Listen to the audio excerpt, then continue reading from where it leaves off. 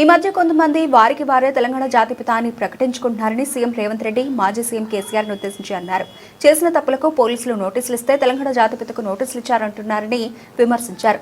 తెలంగాణ అమరవీరుల స్మారక ట్రస్ట్ ఆధ్వర్యంలో జూబ్లీహిల్స్ లోడ్ సంపాట్లోని రావినారాయణ రెడ్డి ఆడిటోరియంలో తెలంగాణ సాయుధ రైతాంగ పోరాట యోధుడు రావినారాయణ రెడ్డి స్మారక జాతీయ పురస్కారాన్ని సుప్రీంకోర్టు విశ్రాంత న్యాయమూర్తి జస్టిస్ సుదర్శన్ రెడ్డికి సీఎం రేవంత్ రెడ్డి చేతుల మీదుగా ప్రదానం చేశారు.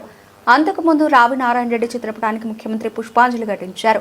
అనంతరం ఆయన మాట్లాడుతూ రాజకీయ పార్టీలు మొదలు తెలంగాణ సమాజాన్ని అంతా ఏకం చేసే బాధ్యత నిర్వర్తించిన ప్రొఫెసర్ కోదండరాం ఉద్యమకారుడు కాదా అని ప్రశ్నించారు.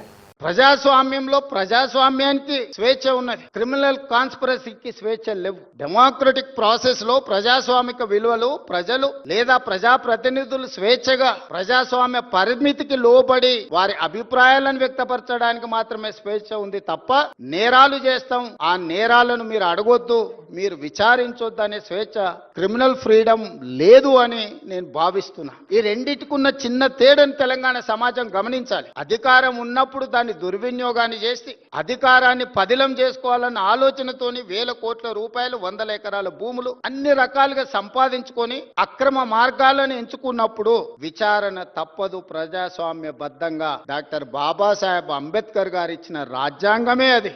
ఒకసారి హోదాకు వస్తే ఏ నేరాలు చేసినా ఆ నేరాలను విచారించకూడదని ఎక్కడా లేదు.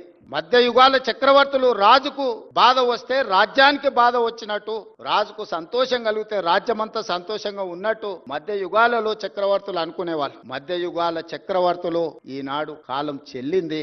ఈ రోజు ప్రజాస్వామిక బద్ధంగా జరిగే విచారణలు ఎవరైనా ఎదుర్కోవాల్సిందే.